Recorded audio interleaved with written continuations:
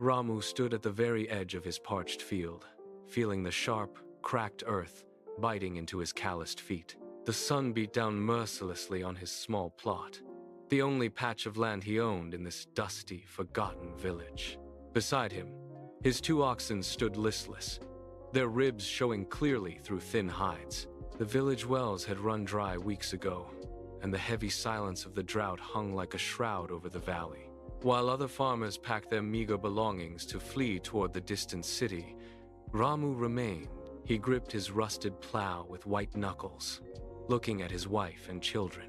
Their faces were gaunt, their eyes hollow with hunger. Ramu pointed a steady finger toward the shimmering horizon. "We do not run," he said, his voice as firm as the stone beneath them. "We dig deeper." From that moment, Ramu became a creature of the night and the dawn. He spent his days hauling heavy buckets of water from a distant, muddy spring. His shoulders grew raw and began bleeding from the crushing weight of the yoke. Yet, he never faltered.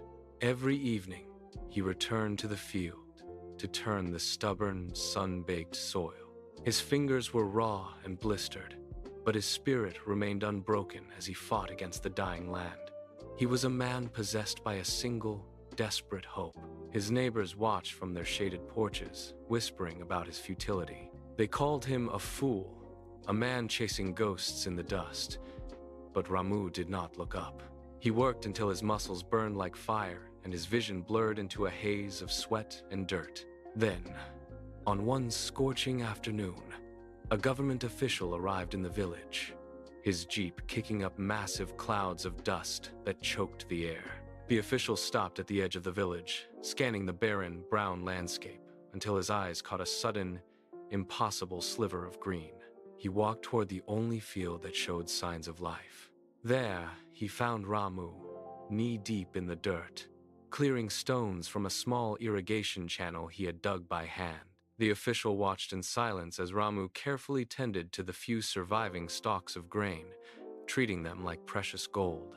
Impressed by the sheer scale of the labor and the man's iron will, the official signed a document on the spot.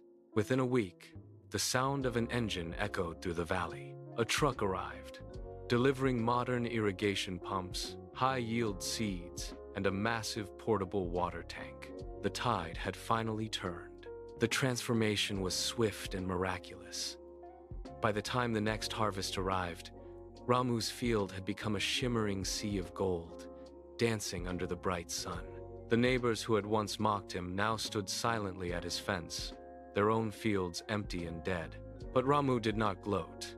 He did not turn them away. Instead, he opened his gates wide, handing out bags of his precious seeds and teaching the others how to divert the water channels he had engineered. He worked alongside them, showing them how to till the stubborn soil to retain every drop of moisture. He became their teacher and their guide. Slowly, the village turned from a graveyard of dust into a thriving hub of green life. The villagers stopped calling him the poor farmer and started calling him the architect of their survival.